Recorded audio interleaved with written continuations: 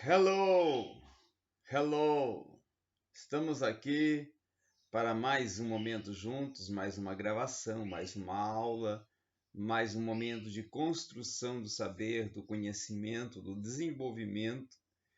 E vimos até nesse momento absorver, na verdade, uma aula com uma perspectiva mais filosófica, um conteúdo de teor mais sociológico também, para que nós possamos nos voltar em um diálogo ainda mais amplo dentro do contexto interdisciplinar e transdisciplinar, para com um diálogo na área teológica entre a teologia, sociologia e filosofia, não é?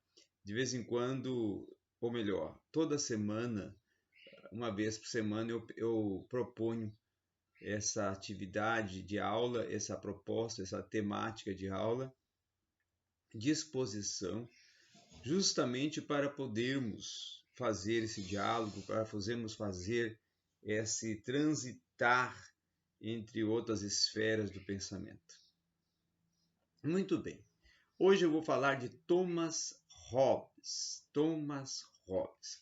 Para falar de Thomas Hobbes, nós temos que primeiro pensar o que causa, o que causou, a verdadeira, vamos assim, perspectiva, o verdadeiro sentido, o que causa impacto na pessoa e no estudar Thomas Hobbes. E aí eu começo com perguntas.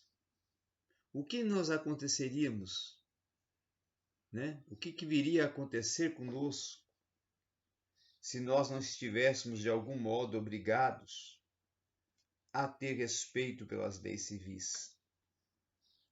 Se cada um pudesse agir como bem entendesse, conforme apenas a própria vontade e segundo o próprio juízo, o que aconteceria? E havendo leis, será que seriam respeitadas se não houvesse um poder coercitivo, tal como o do Estado, nos forçando a obedecê-las? Pois quando percebemos que os outros não respeitam as leis, não nos sentimos justificados para também infringi-las, de modo que, na falta de um poder que as faça respeitar por todos, venhamos deixar de reconhecer leis comuns e pautar nossa conduta por elas. O que aconteceria, enfim, se não houvesse um poder coercitivo impondo leis aos homens e fazendo com que essas fossem respeitadas, obedecidas, seguidas por todos? Então, essa é a minha introdução, é a minha hipótese, é a minha pergunta para causar em você uma certa reflexão e te levar ao horizonte de Thomas Hobbes. Thomas Hobbes respondeu essas perguntas. E ele começou a trabalhar com essas propostas na perspectiva da lei comum. E o que aconteceria na falta delas? E também trabalhou com a situação que não haveria lugar para indústrias, não haveria lugar para agricultura, não haveria lugar para a navegação, não haveria lugar para as ciências, para as letras e nem mesmo para a sociedade. Thomas Hobbes vai dizer e defender que, pior que isso, ele acrescenta ainda que viveríamos num constante temor, porque um dos outros, com medo da morte abrupta e violenta. E a vida séria, solitária, pobre, sorda, embrutecida e curta seria uma sombra a nosso derredor. Nessa suposição, Hobbes vai retirar as conclusões de que temos boas razões para vivermos sob o jugo das leis instituídas e impostas pelo Estado. Um bom motivo para nos submetermos a um determinado poder político, a um homem, a um conjunto de líderes com o poder de esses legislarem e fazer as leis e a governar em cima de leis. E é o que temos que fazer para escapar daquela situação, sabe? Tão séria. E para nos convencer disso é que Hobbes escreve uma das suas maiores e mais célebres obras, O Leviatã, como um convite à obediência civil. Desde que o tempo que o Leviatã foi publicado, uma certa desconfiança pesou sobre esse raciocínio. Quem sabe a desconfiança que surge é que os homens seriam então tão maus ao ponto de não conseguirem se pôr de acordo e desenvolver as atividades cooperativas. E pior ainda, a ponto de constituírem uma ameaça constante uns para os outros, na ausência de um poder que os governe. Não haveria um certo exagero nisso? Então os homens não seriam capazes de reconhecer leis reguladoras, controladoras da convivência, de se respeitarem mutuamente, se não forem forçados a isso? Tendo em vista que Hobbes estabelece uma relação direta entre as misérias da guerra e as necessidades da obediência civil, pode suspeitar que ele teria carregado as tintas na descrição das desgraças que assolaria os homens na ausência de um poder comum. Como um modo de não nos tornar obedientes, quer dizer, obediente demais, não é? Subservientes demais, como se os nossos intuitos rebeldes, contestadores, fossem sempre injustificados e nos levassem sempre à desordem e à confusão. De fato, no período em que Hobbes escreveu seus escritos políticos, os elementos da lei, o do cidadão, o Leviatã, hoje a sua obra mais conhecida e a versão mais madura de seu pensamento político, a Inglaterra passava por um momento de grande conturbação política. Em 1642, por exemplo, teve início a uma guerra civil, que esta culminou em 1649, na justa execução do rei Carlos I, quando então se instaurou um regime republicano, que durou até a restauração da monarquia em 1660. Hobbes havia então sido preceptor do rei deposto. E entre 1640 até 1652, ele então vai estar envolvido, refugiado na França, mas envolvido indiretamente com essas circunstâncias políticas e juntamente com os diversos outros membros da corte inglesa, Hobbes vai escrever sobre o impacto e os efeitos da guerra. Ele vai trabalhar, ele mesmo relatando no prefácio da grande obra O Cidadão, que ele vai deixar temporariamente de lado os seus interesses teóricos, os seus interesses filosóficos, pela ótica, pela física, pela lógica, para escrever sobre a política, para escrever sobre a questão que ele considera de tão urgente, que é contribuir para a estabilização da vida política inglesa.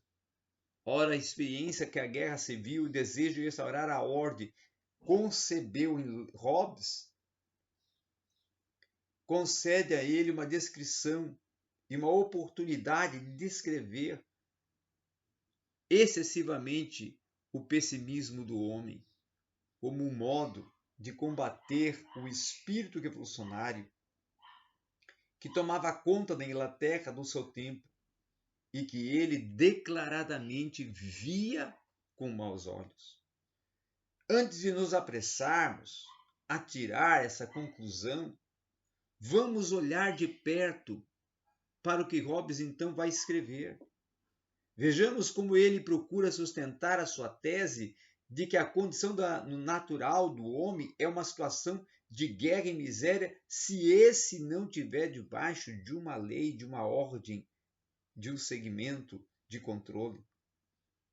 Observamos o primeiro parágrafo do seu texto, que vai dizer que a natureza fez os homens tão iguais quanto as faculdades de corpo e de espírito, que a diferença entre um e o outro não é suficiente considerável para que qualquer possa, em base nela, reclamar qualquer benefício ao que o outro não possa aspirar, tal como ele.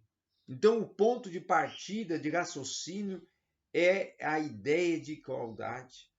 É a ideia de igualdade de poder entre os homens, entendendo por poder a capacidade que cada um tem, os meios que dispõe para realizar o que deseja.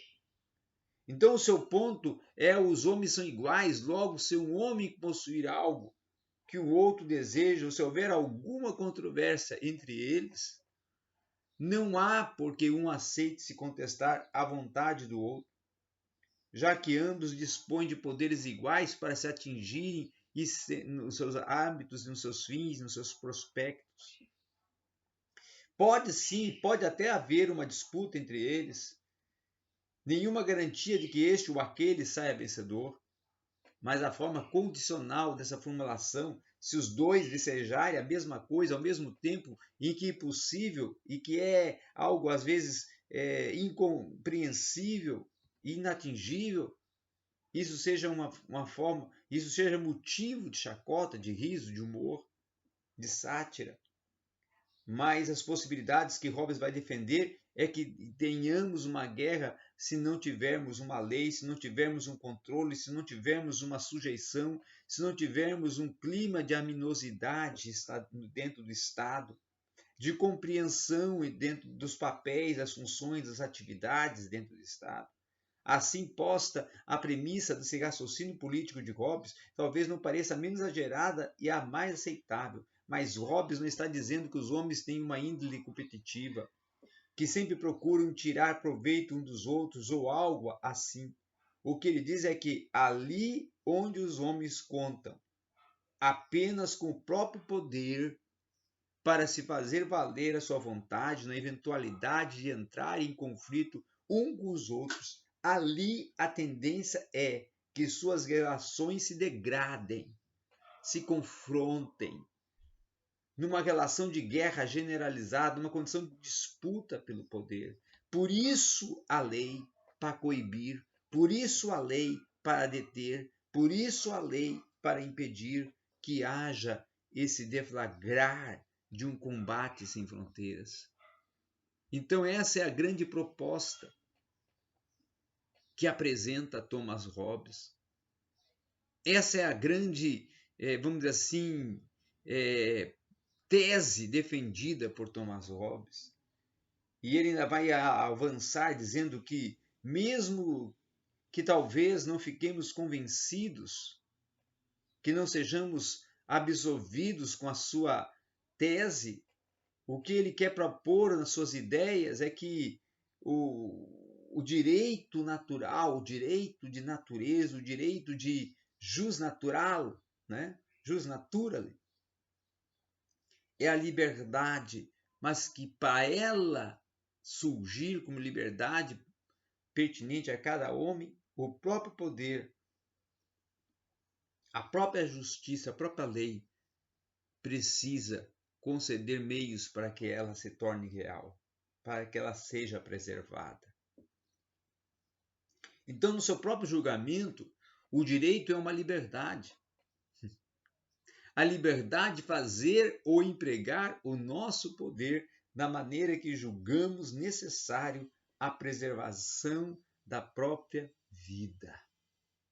Nada restringe essa liberdade, pois o único dever que devemos por natureza, isto é, a única lei natural que nos restringe o nosso direito, é o quê? A de fazer tudo o que pensamos e, se necessário, até a preservação da vida. O único dever que temos não restringe mais, afirma o nosso direito, a nossa liberdade, de usar um poder da maneira que bem entendemos, mesmo quando essa maneira entra em conflito com os outros. Mas enquanto cada homem for o único juiz do que entender ser necessária a sua própria sobrevivência, não sabemos que comportamento esperar dos outros, e isso, como vimos, nos engaja num clima de desconfiança e guerra. Mas bastaria sim isso para quê? Para criar uma obrigação? Basta falar eu prometo isso e aquilo para que esteja obrigado a fazê-lo? Em certo sentido, sim, mas Hobbes vem a explicar, vem a colocar claro que muito mais do que isso é preciso vínculo de palavras. Tá? É preciso que o Estado compreenda que o homem, para se comunicar e para ter esse veículo de comunicação mais plausível, é preciso haver a censura em alguns ditames, alguns aspectos e prospectos, para que ele não provoque a guerra com as suas falas, com as suas incoerências, muitas vezes. O Estado é ele mesmo instituído por contrato, declara Hobbes. É como se cada um dissesse: cedo e transfiro o meu direito de governar-se a mim mesmo, a este homem ou a esta assembleia de homens. Que se cada um tivesse a consciência, eu agora, enquanto cidadão, transfiro o meu direito para que outro me governe. Com a condição de transferência desse direito, autorizando de maneira semelhante todas as suas ações, e por meio dessa declaração institui-se o Estado. Isto é um poder soberano, um poder que está acima de todos os outros e que não é senão a soma do poder dos indivíduos que, por meio desse contrato, se unem suas vontades numa só. Esse é o poder da garantia do cumprimento do próprio contrato civil. Isto é do contrato instituinte do Estado e de todos os outros que foram feitos a partir dele e sob a sua guarda. Este poder garante, então, que possamos regular nossas relações recíprocas por obrigações que nós mesmos criamos, mediante a qual construímos o caminho da paz. Então, Thomas Hobbes teve uma grande influência, uma pertinente influência para promover a condição dos homens se compreenderem através das leis do Estado e propostas pelo Estado, através dos ditames do governo e das implicâncias do Estado-governo, do governo-Estado sobre o conduzir dos homens em meio a uma sociedade. Obrigado a todos. É o que tínhamos para compartilhar neste pequeno momento de aula de hoje sobre Thomas Hobbes.